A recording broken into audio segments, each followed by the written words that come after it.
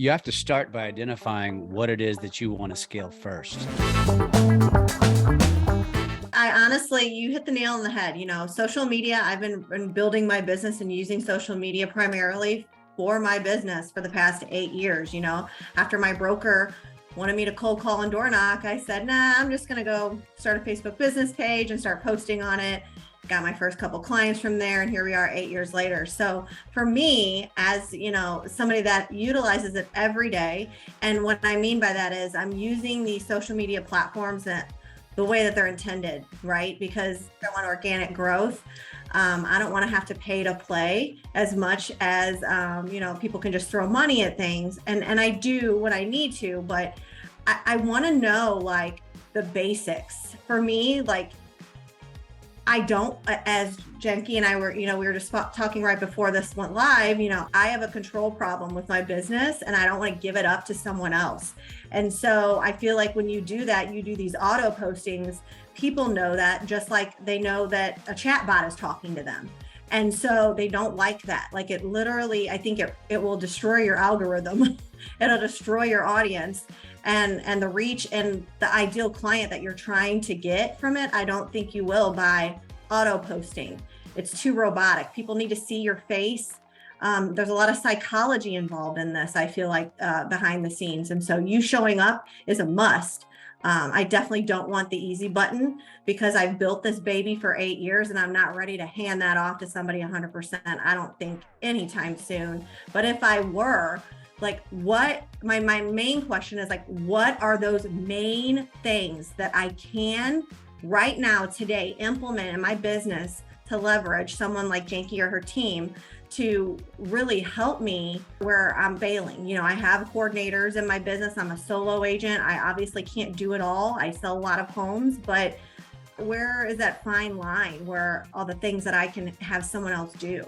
I think the place that you want to start, Christina, is where you're already the most popular in. So if I'm looking at social media primarily, and I look at Facebook, Instagram, YouTube, TikTok, on all of them, I say, well, where are you already massively invested in? And I would say, where can I bring in a virtual assistant to help me create a bigger presence there? Because I can already tell you that even though you're doing amazing at that one place, not you specifically, but everybody in general, you're still not doing enough. So I think if you can create more content that you can pass on to a virtual assistant to then dice up to create shorter videos, a blog, maybe a podcast, maybe some great graphics that then they sent right back to you in a Dropbox link that you can then upload, then all of a sudden you start creating a lot of that content that you've been wanting to. And it doesn't take any extra effort because you're still working that one time, right? That's where I would start if we're looking at social media being my main thing. Yeah, and I think to add to that too is you have to start by identifying what it is that you want to scale first.